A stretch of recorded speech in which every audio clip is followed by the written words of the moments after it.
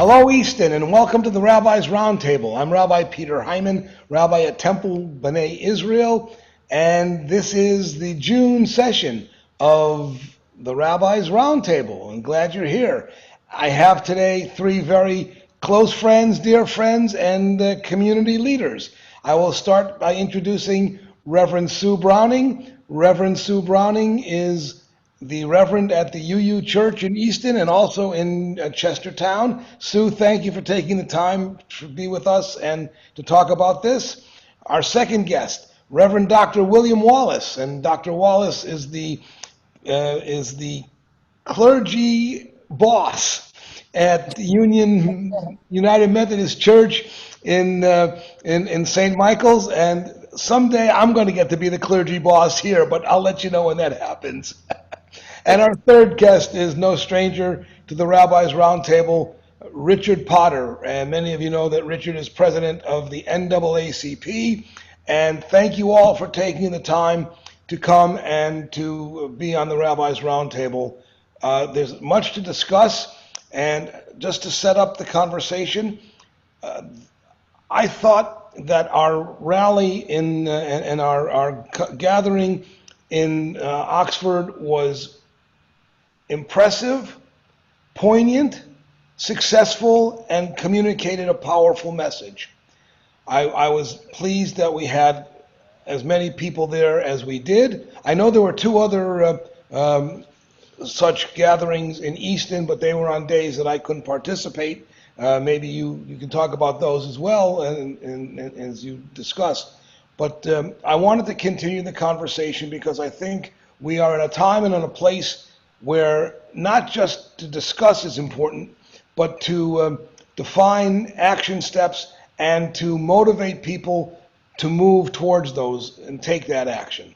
So I'm going to ask Reverend Dr. Wallace to perhaps just recap some of the things you said at the Oxford gathering, and let's build a conversation on that, and then I'll ask Richard, and then Sue, and we will conclude. All right, thank you. Thank you very much. One of the things that we try to impress upon the people who gathered on that occasion is, what do we do after the march protest? That's when the work actually begins. Yes. And we are called to either live into or shy away from our commitment. The marching was the easy part. Now we have to look at the time. Are we willing to invest the time? And how much of that time investment are we willing to give of ourselves? Which means that we have to do some serious introspection about, where am I in this process, and do I want this process to continue? The backlash is going to be very severe, and we must fortify ourselves to be in opposition to that backlash. The other thing that we want to impress upon people is, while we value the opportunity to be in partnership with other parts of the community, other religious segments of the community, we also need that part of the community to understand that they need to have conversations among themselves about the whole issue of race and racism and how it impacts their lives as well as the lives of other people. Having said that, one of the things later on today, I will be having a conversation with some of the clergy in the St. Michael's area, and we will continue that. We have some of the blessings, if you want to put it that way, from the town commissioners to walk with us in the journey, and we will be creating a program to continue courageous conversations about race and justice and injustice and equity and all the other things that impact us at this particular time. I'm just curious, and all three of you feel free to answer or respond. How do you see the community where we are? Are you enthusiastic about the community's response? Do you find it supportive? Where are the challenges? Are there powerful challenges, or supportive versus non-supportive, and all that sort of thing? So I think now the community is coming together, recognizing that there are major issues as it relates to police transparency and accountability. So I do see the community starting to form a more cohesive bond. And we saw that through the demonstrations and the protests in Easton. But as Dr. Wallace so articulated so beautifully, we have to move beyond protesting. And what is that next step? Yeah. So I do serve dual programs or leadership in the NAACP and with the Coalition for Justice for Anton Black. Right. And Right. under that coalition right now, we're working with other coalitions and other organizations such as the ACLU of Maryland to set up educational forums all across the state of Maryland, because we know that Anton's law has been proposed twice in the General Assembly and has failed twice. So we're setting out to say, okay, if we're willing to protest, now let's educate you on one, who Anton was, two, Anton's law, which it deals with police accountability and information sharing, use of force, and transparency. So we need to educate people on why this bill is important and what this bill can do to set a precedent in our state of Maryland. Absolutely. And Sue, anything you want to comment while we're on this?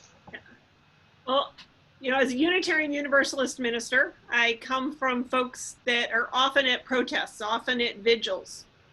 And I see that in a fairly broad, in sort of what I'd call the progressive white community. And there's a lot of righteous anger. And then I think folks hide behind confusion. They do a lot, and I heard the phrase just a few minutes ago, shy away. So what I see in the community is a pattern that scares me, which is folks get a little close to taking some risks, and I'm talking here to a lot of my white brothers and sisters here, and then they get distracted. They don't continue to pay attention and work through their own discomfort. And so I really think the invitation that William is giving us, which is do your own work, make sure that what you're doing has come from introspection. And the white community has plenty of information to do that on its own, and to do some places. We all obviously need to be in relationships. So for me, it's a fear that we'll repeat that pattern. Righteous anger and drop the balls. Yeah. Because the balls aren't clear. It's lifelong work. It's hard stuff. And it's easy to find something else. So that's what I see in the communities that I'm the closest to. I would agree with that.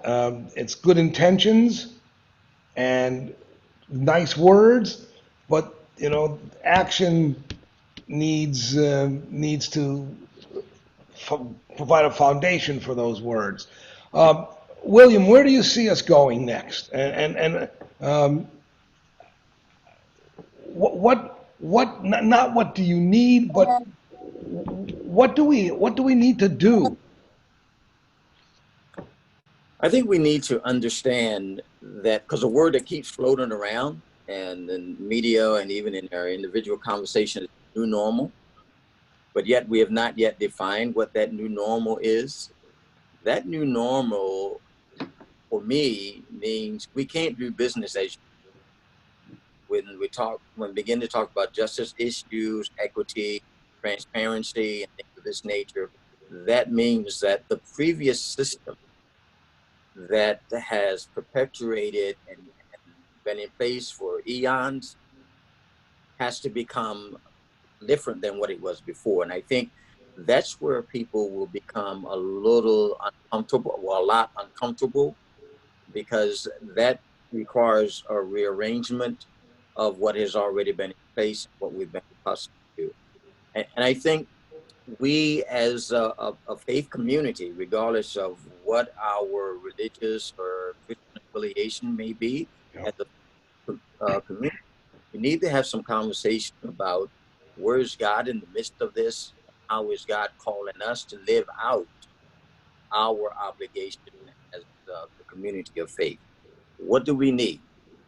Well, we need people, again, to invest time. We need people to invest resources. We need people to invest a willingness to move forward, not being fully aware of what this might look like as we begin to move forward. Richie, anything you want to add to that? I would agree. In terms of what we need people to come together with an open mind. We need folks to come to the table recognizing that the current model that we have is broken, and that collectively, if we come together, we can create some solutions that can fix the problems that we're currently seeing. But we can't have, as Dr. Waller said, we can't really have you coming to the table and with that old regime mentality of this is the way it works. And, we have to create new solutions to the 21st century problems. We can't continue to use these old these old rules in a 21st century world. Change, no matter when it takes place, or what, we've changed. Look how good we are. Except, Right. we're still moving forward. I'm only laughing at there's an ironic piece and the twist to all that, because you can't stop moving forward. That's the point. And you have to go build on the foundation, not just rest on the foundation. So, Sue, anything? One of the things that my faith traditions talked about for a while is to be careful who you're listening to and whose voice you're centering. And one of the biggest things for me that happened at the Easton Vigil was to watch the young Black men that were leading. There were women's voices or whatever, but there was that moment where there was going to be a little bit of distraction, and the voice that gave us guidance, I think God was speaking through this young man, and he calmed a large group. And I want to get to know him a little bit better. And I've been in touch trying to figure out how I actually do that and where we support, the BAM group and the different groups, because I think the other stuck place we get is we spend a lot of time looking in the mirror, and there are some amazing voices that are young out there that we don't have to prove that it's all broken. It is broken. We need to listen to the fact that it is broken and spend way less time trying to validate what we know. Sure. But I think that changes our heart of doing the work, because it's got to have heart, or people don't hang in there. Of course, absolutely. They have to be able to connect to it, not only intellectually, but emotionally and spiritually. And which leads me to my next question. You were all at the Oxford gathering. When you say Oxford, Peter, do you mean St. Michael's? Did I say Oxford? Sorry. I said it a few times, and I know I was at a lot of things, but I wasn't at Oxford. So No, sorry. The St. Michael's. I just shows I don't know where I'm going half the time, but that's a different issue. Were you pleased with what you saw from a historical perspective and from a modern, contemporary moment perspective? Did you feel a sense of cohesiveness, a sense of encouragement? Not that any of this is going to be easy, and I agree that this is never easy, but what were some of the takeaways that you felt? I actually think that's an important question to address and to hear from the three of you. Richie, you can start. Well, I can't speak on the one in St. Michael's because I was in Chestertown for the anti-Black route. Oh, right. That's right. Okay. That's right. William? For me, I was overwhelmed and surprisingly overwhelmed with the number of people. I did not anticipate that many people coming to a rally in St. Michael's at such a short notice. I did have a conversation with Chief Smith. He was sharing that the police department's estimate was between 350 and 500 people. for that rally, which is a tremendous um, gathering for such a short notice. The thing that most impressed me was the enthusiasm of the crowd and the willingness of the crowd to move forward. Several people came and said, "What do you need? What resources do you need? I can do this and I can do the other." So that was a tremendous boost for me as we begin to have those conversations. People are willing to learn and to listen, and then to create some ministry that can move forward. And as I said earlier, I will be having a conversation with the other pastors in the area later today. And we have some ideas in which we're going to begin to have some conversations, utilize the technology that is available for us, and get people on board and move forward. And there again, we don't have any specific uh, outline as to what's going to happen, but we know that something's going to happen that will be vastly different than presently what's going on. So we look forward for that. We look forward to hearing that, and when that happens, let me know, and you'll come back and you'll share it with us. Sue, comments as well? I think there's an amazing amount of good work that's already going on, and part of it is to keep some of that going. I look at Katie Savan's conversations that she's been doing through the Talbot Family Network. I look at some of the work through the Multicultural Center. I think, as William said, this isn't a single-tiered work.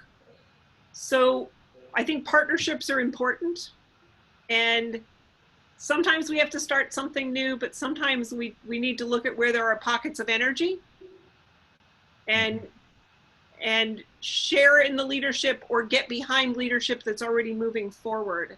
And again, I come with my lens on that, but partnerships and coalitions to me are foundational and critical. Well, I went away from that gathering very enthused by the number of young people that I saw.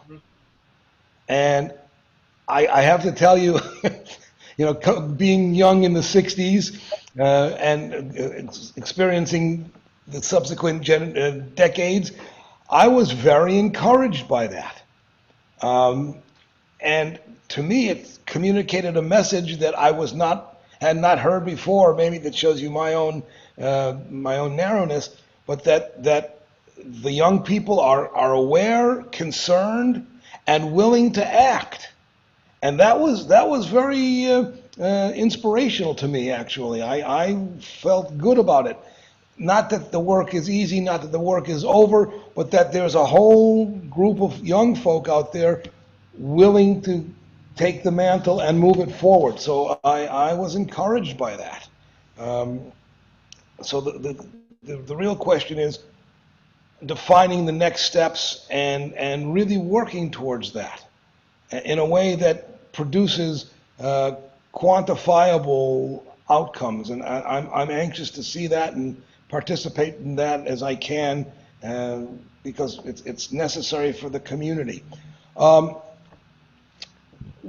Sue, first to you. As you look out at the community, what do you think, and what do you see the needs being? I think what I'm hearing from youth of color, of predominantly African American kids, and I'm hearing it from a distance, is they don't feel included. They don't feel fully included, and it's not that there's not individual folks trying to help, but there's something there, and I'm not sure I could put my arms around it. So that's sort of on the one side of concerns. The other side, I just feel that there's just a lot of, it's been a weird quarter of life. If you combine the pandemic with the protests. So I'm not sure, Peter, I have a real sense. I am curious if I get to ask a question over to Richard, is I also have a foot in Kent County. And I'm watching the approach there. They're having a statement that white folks can sign, a statement basically of allegiance. They have a 100-day action plan. And again, I don't look at it that one community's different or better, but there's some things we might be able to learn in terms of how some of those partnerships are working. Richard? Kent County has that racial Action, yeah. Social Action Coalition. And I do know that one is being on the verge of being formed here under Dan Watson and Keisha Hayes. Okay. So they're in the process of getting started to address the racial inequities in this county as well. Again, it's very in the very beginning stages, but they're seeking membership and individuals who want to participate in that coalition. But to add to your comments about the young people, where they are right now is that some of them are just sick and tired of being sick and tired. They're tired of turning on the TV and seeing African American men that they will be at some point in time getting gunned down. They're tired of having to fight all of these inequities that come along with attending various colleges and universities. Well, the structure of systematic racism, let me put it to you that way. They are frustrated with that. And I think because they are now experiencing that, that's the reason why they're lending their voices behind this movement. Because they're sick and tired of being sick and tired. Yeah, it makes perfect sense, of course. Which then puts on us an even heavier obligation as the leaders, religious leaders, community leaders, civic leaders, to really make some progress in balancing this and trying to respond. How do you think we are doing as a community? Just out of curiosity. Rabbi, for the record, the St. Michael's rally was brought to the forefront by a young white student, recently moved to the area, was watching the incidents with Mr. Floyd on television, conversation with his parents, and asked the question, why can't we do something? And questions in regards to race. And they in turn had a conversation with the pastor. The pastor spoke to some people, and the chief of police got involved, and here we are. So even in St. Michael's, not even in St. Michael's the next day, but St. Michael's, that rally was because of a young person who said, why are we going down this pathway, and what can we do to? Well, William, I didn't know that. Thank you for telling me that. That's inspirational and adds to the takeaway that I left with. I'm glad to hear that, and I hope we have more young people that are doing this. Richard? Yes. Just to finish up one question, the being sick and tired of being sick and tired, could you add a local flavor to that? You know, maybe Eastern Shore overall. How does that look and feel for a young African American? How is it manifesting predominantly on the Eastern Shore? So I think the best example that I can give you is that of the Anton Black situation. We constantly are in this wheel that continues to just keep spinning. We're seeking justice, but every time we seek justice, we run into roadblocks because as we go up the chain, there's cover up of certain things. There's laws on the book that protect officers from incidents like this when they're an officer. So that's the sick and tired of being sick and tired, is that it's the systematic racism, and it's woven throughout the very fabric of our institutions that we have to deal with.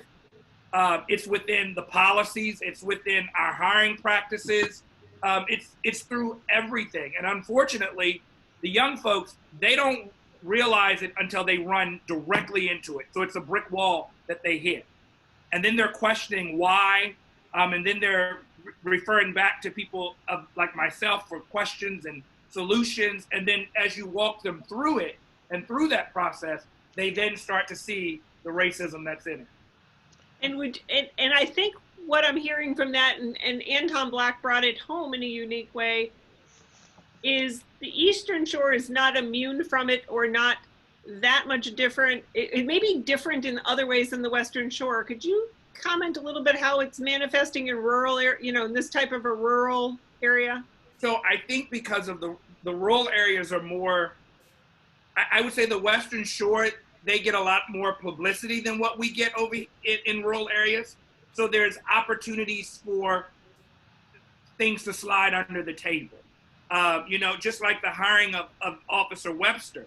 He had no business being hired. He had so many use of force reports that was not even reported in the application for certification in the state of Maryland. Mm-hmm. But because there was nobody watching that, it went under the radar. It wasn't until Anton was dead that we started to uncover all of this stuff and realized that this information was not submitted within the application. So I think if we had more attention drawn to the issue in the very beginning, he may not would have been hired.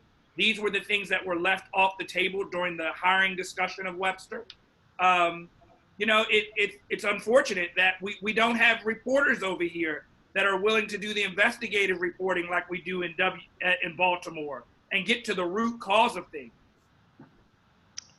Well, I hear exactly what you're saying. In some respects, I always like to say there are no more Mayberries left. That was Andy Griffith and that idyllic little. And in truth, I don't think there ever was a Mayberry except on television. But the point being, what do we do? And this would affect all of us. How do we ameliorate? How do we elevate that approach to the Eastern Shore? Because I don't think this is a backwoods little place at all. I think we're pretty, by and large, sophisticated and worldly and cool, actually. So, thoughts, comments, any reaction to that? What do we do? I think we're headed in the right direction. Again, Dr. Wallace stated it's the understanding piece of it. If we can come together and authentically understand one another, maybe not accepting every idea, but just having empathy for one another and understanding what one person goes through. And if it's not right for me, then it's not right for you. And just because you have the white privilege, and that's, we recognize that, but let's bring the other person up. And that's the equity that the racial equity that I talk about, is that, we have to make sure that the platform is equal for everybody in our level. Yeah. Mm-hmm. And we do that by, one, seeking to understand and immersing ourselves in communities that are not like mine, so that I can understand what that community goes through and I can be empathetic. And then through my empathetic-ism, I can then help that community, and I can then learn to advocate for that community because I walk with that community. I'm there side by side. I 1,000% I agree. As somebody that wrestles with biblical text all the time, and I wrote my rabbinic thesis on the first 6 chapters of Genesis. And especially on chapter 1, the notion that we are all created, and I know I don't want to sound trite or present a cliche, but I've wrestled with for a very long time in my life how to balance the fact that we are told that we are all created equal with the fact that I look out and I see inequality that is crazy. My job, I've always felt as the rabbi, is to help equalize that, to make it clear, to bring that. If you're not going to like me, don't like me because I don't believe like you. Don't like me because maybe I act badly or I say things that are wrong. Not that I've ever done that, by the way. But stop laughing, Richard. But how do we take that profound text and make it real? How do we get people to understand this? I just think it's so crazy to be in the 21st century and still, and I know that this is my own craziness, but still having to deal with these issues that are so time consuming and block our continued progress. I'll stop now. But thoughts, concerns, comments, reactions? Well, the history, well, not so much the history, but the biblical and the theological implications of being created in the image of God somehow, as time passed on, became interpreted in regards of whiteness. Whiteness being the order, whiteness being the way God created us. That all that were not white were then discounted as not pure, not righteous, not moral, had no place in the Sure. in the human ranking. So we have to undo that. We have to see that differently. And again, God, in God's wisdom, created what we now understand to be diversity. And the other thing is that we've somehow interjected race to mean humanness. We've attached human qualities and characteristics Bingo. to being human. Yeah, They yeah. are two different worlds. They're not the same at all. Exactly. You know, my biological reality has nothing to do with my spiritual, emotional integrity, my conduct. You know, Mm-hmm. yeah, and that's part of the problem and part of the challenge. And um, we have a lot of work to do, but at least we are working on it. That's not an attempt to brush stuff under the carpet. It's to say that we are addressing it. Certainly, we are addressing it as the clergy community in Talbot County, and I'm proud of that. And Sue, your work as president of Tackle has been really powerful with regard to that, and we're appreciative. Last thoughts, last comments. Um, this has been, we could go on for 3 hours, or we can go on for a long time, and we will come back and periodically and do this on the Rabbi's Roundtable, if it's okay with Tim, and who's shaking his head and giving me a thumbs up. But this at least, I wanted not just to start the conversation, I wanted to continue what we saw in St. Michael's and what took place in Easton, and I want to bring it to the broader community and at least put it out there so others can hear who may not have been at either or any of the opportunities. Um, Last thoughts, Sue. There's something here in my heart about trust, that we're going to need to trust one another in a deep place and trust that there is a right out there and that we're going to keep bending toward that. And walking together when we're unsure, I think, is going to be really important. Yeah. And to keep one another committed.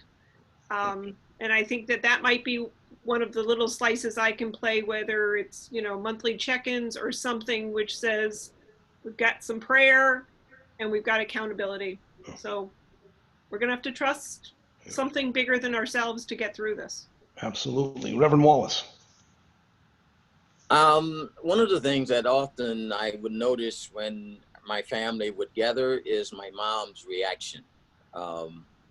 And her reaction would be, you could watch her, she was moving her head from side to side, counting and looking to see if all her kids were in place, if all of us were there.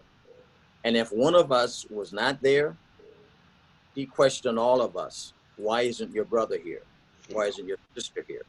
So the accountability piece is very important for me as we move forward, such that we can ask the serious question. Why isn't this group at the table? Sometimes we like to put people on the table, but we don't necessarily want them at the table. So Yeah. why is this person at the table? Why isn't this person a part of the conversation? And then she would look at the one that she thought would be responsible for getting the absent person there. Your responsibility is to get them there. So I think all of us need to be mindful of that kind of relationship, that right now, as we go through where we are, this moment of history, this moment of time, that we think in terms of finding the person who is absent and bringing them to the table. Richard. I would agree.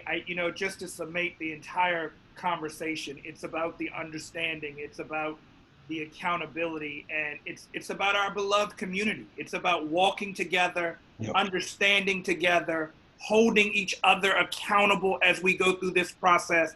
Because, this is not only a process for me, but this is a process for you. It's going to be uncomfortable for me. It's going to be uncomfortable for you. So, again, it's our beloved community. And if we keep that in the forefront, we can make progress.